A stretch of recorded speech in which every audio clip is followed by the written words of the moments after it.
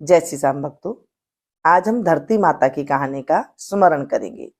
बुधवार के दिन धरती माता की कहानी का स्मरण करने से हमारे जीवन में सुख शांति सौभाग्य की प्राप्ति होती है।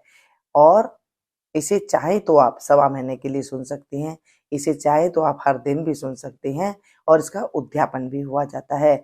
इसलिए औरतें धरती माता की कहानी सुनती है और चुनरी चप्पल लोटा बर्तन में हरी मूंग और लड्डू कुंवारी कन्याओं को देती है। धरती माता को कहानी सुनने से और जीवन सुखी हो जाता है। चलिए आज हम धरती माता की कहानी का स्मरण करेंगे। बोले धरती माता की जय, विष्णु भगवान की जय। भक्तों, आपने सुना है जब भी हम मकान वगैरह बनाते हैं तो धरती की पूजा सबसे पहले होती है, यानी कि जमीन की पूजा सबसे पहले होती है। हमारे शास्त्रों में जब हम सुबह सोकर के उठते हैं तो जमीन को ही स्पर्श करते हैं और जमीन को ही जो है धरती माता को सबसे पहले स्मरण करने के बाद ही हम अपनी दिनचर्या को शुरू करते हैं।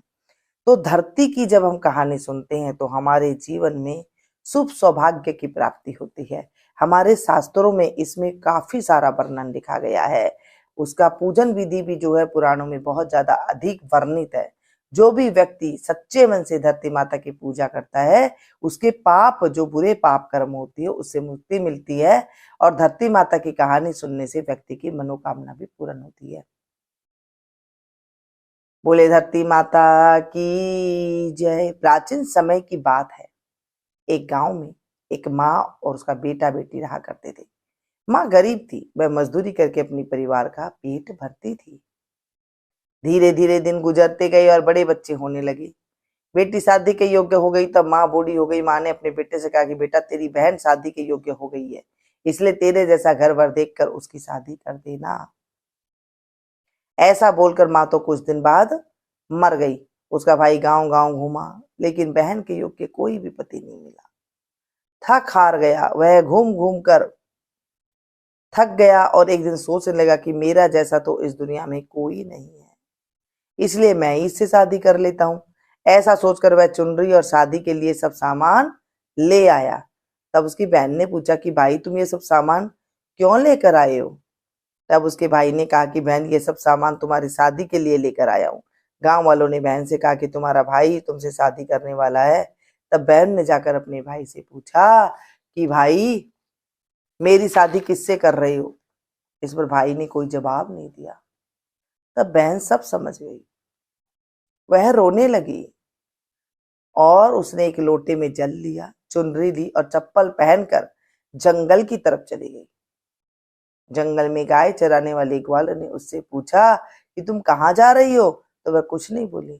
वन में जाकर वह धरती माता को पुकारने लगी और बोली कि हे धरती माता, अब तुम ही मेरी लाज रखना, वरना अनर्थ हो जाएगा। वह बोली, मैं क्या करूं? माँ बोली, अपनी गोद में ले लो, नहीं तो मैं अन्याय हो जाएगा। धरती फटी और बहन ने एक तरफ लोटा, चुनरी और चप्पल रख दिए और वह धरती में जाने लगी। इतने में दौड़ता हुआ उसका भाई जंगल में आया और उसने ग्वालों से पूछा कि मेरी बहन किधर गई? ग्वालों ने कहा कि तेरी बहन उस तरफ गई है। वह बहन बहन पुकारता उस तरफ दौड़ता है। तब वह देखता है कि उसकी बहन धरती में समा रही है। यह देखकर बहन को पुकारता हुआ उस तरफ दौड़ता है। तब तक उसकी बहन धरती में समा चुकी थी, केवल थोड़े से उसके बाल दिखाई दे रहे थे। वह बहन को बालों में मुट्ठी में पकड़कर रोने लगा और गिड़गिड़ाने लगा, बहन तू सत्य के लिए धरती माँ की गोद में समा गई। मेरी बुद्धि भ्रष्ट हो गई थी। माँ का वचन निभाने के लिए मेरा जैसा कोई और वर नहीं मिला, इसलिए ऐसा विचार है। ऐसा बोलकर वह जोर जोर से रोने लगा। पर धरती माँ ने सत्य के लिए बेटी को अपने में ही समा लिया।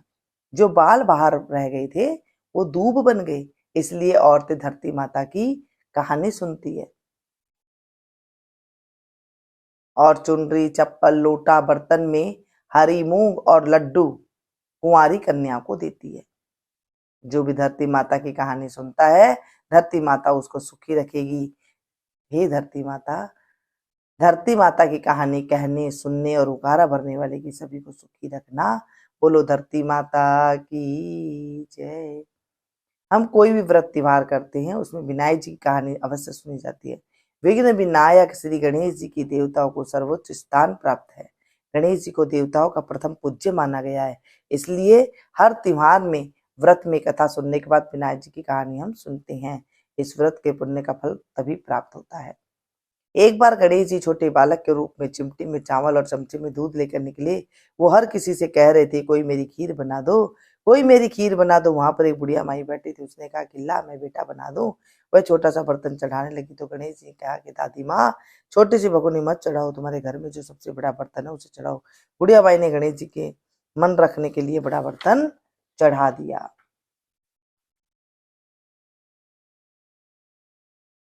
बुढ़िया देखती रह गई कि वह जो थोड़े से चावल उसे बड़े बर्तन में डाले थे वह तो पूरा ही भर गया। गणेश जी ने कहा, दादी माँ नहा धोकर आता हूँ, तब खीर तैयार हो गई, तब जब तक खीर तैयार कर लेना।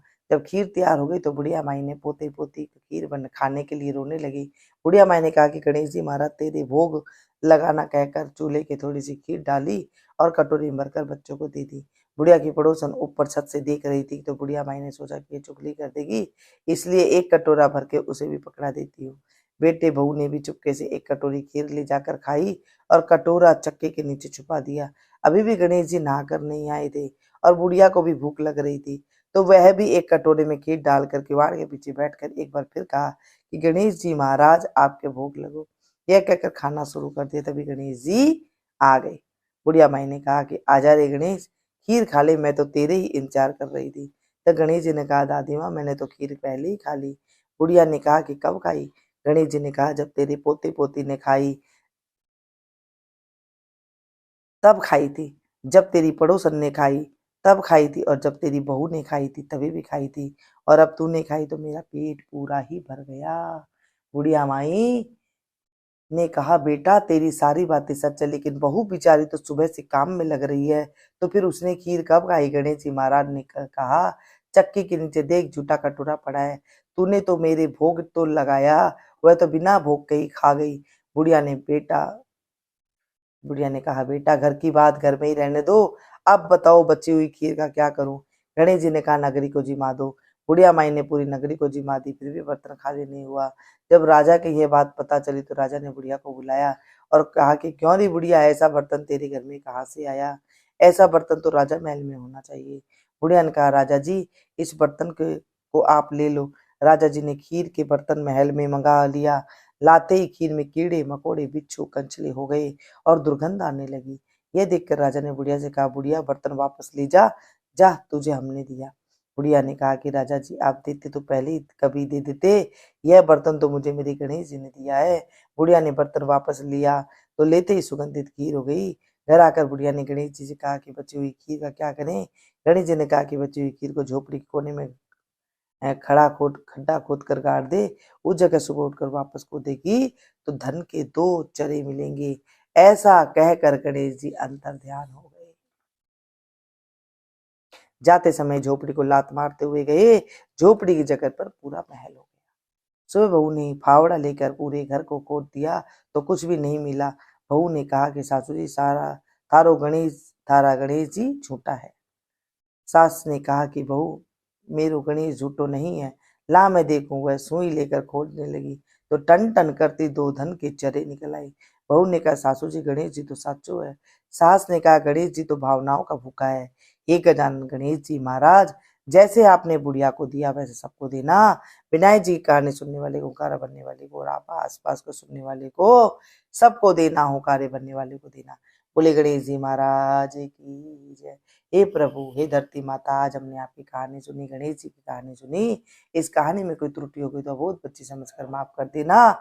अधूरी है तो पूरी करना, पूरी है तो इसे स्वीकार करना। हे मेरी धरती माता, मुझे सुख सौभाग्य संपत्ति देना, आरोग्य देना। बोले धरती माता की जय, गणेश जी महाराज की जय। इस कहानी का नियम आप डेली सुन सकती हैं, 1.25 महीना सुन सकती हैं। 1.25 महीने के बाद आप चुनरी, चप्पल, लोटा और हरी मूंग का दान कंवारी कन्या को दे सकती हैं।